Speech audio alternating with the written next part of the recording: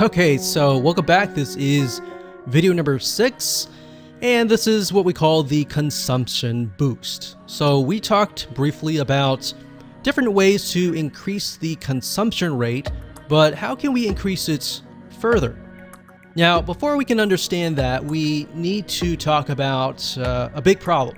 All right, so one of the reasons that people stop in the middle of a course is that they are overwhelmed. Now, we talked briefly about this in the previous videos, but this is a big problem. People get anxiety. People get, stressed out when they get in the middle course and they think, oh, this is so much information. I'm getting information overload.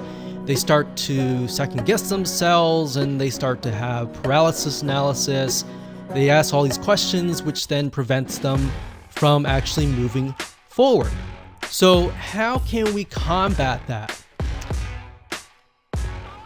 So the best way to avoid this is by what we call drip feeding. Drip feeding content, the idea is simply to space things out so that people receive video 1, video 2, maybe the first day. Maybe they have to do a to-do list before they actually go to video number 3. So what we found over the years is, yes, it can be annoying to some people. And a lot of people get annoyed by that because they are expecting all the videos at one time. But by giving them all the videos at one time, they don't realize that it actually goes against their success.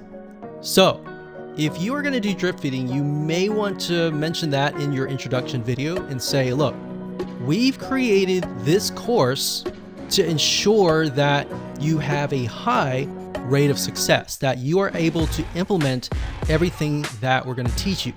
So that's something to keep in mind.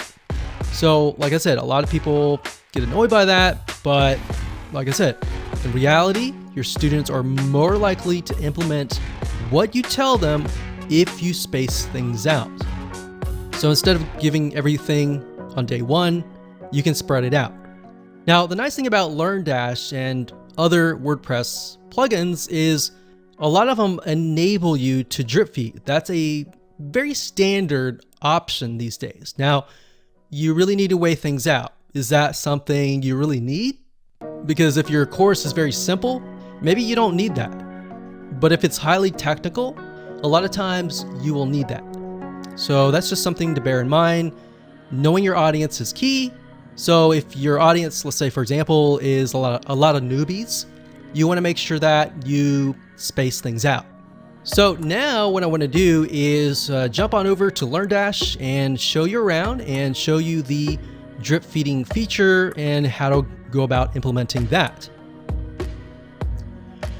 Okay, so drip feeding your content is very easy to implement. All you have to do is simply go to your course. In this case, we have philosophy. You want to go to your builder, and underneath your builder, you're going to have different lessons. So this is one lesson. This is lesson 2. And within the lessons, we have 2 different topics for each. So let's say we want to release this immediately, and then we want to release this maybe 2 days later. So this one, we don't have to do anything because this is what they see first. This one will have to delay it by 2 days. To do that, it's really easy to do. You just click edit like that. And what that will do is it'll go into that particular lesson. And we want to go to settings. And if we scroll all the way down to the bottom, it's going to say lesson release schedule. So this is the drip feed option. You can either have the lesson be made available immediately. So by default, they're all going to be made available immediately. It says here, the lesson will be available X days after course enrollment, or the lesson will be available on a specific date. So specific date, the only time that you would use that is if you would have like a live class kind of thing. So most of you would use something like the enrollment based. So if we want to delay it by 2 days, you would simply enter 2 days like so, and that's it. So when you're done, you simply click update here And that's it. So that's what you're going to want to do if you take a look at the map per se. So we got videos 1, 2, 3, 4. Let's say that the individual videos are topics that are in 2 different lessons. So videos 1 and 2 are in lesson number 1, and 3 and 4 are in lesson number 2. So what we can do there is, looking at the map, we see what we need to do, and we simply implement that. So if we have like a 3rd lesson, you would simply go to that lesson like we did here, and simply click on Enroll Based and do it 2 days later. So let's say we have 3 different lessons. So one is immediately, the second one is 2 days later, and the 3rd one, let's do 4 days later, because you need to start it after the course enrollment.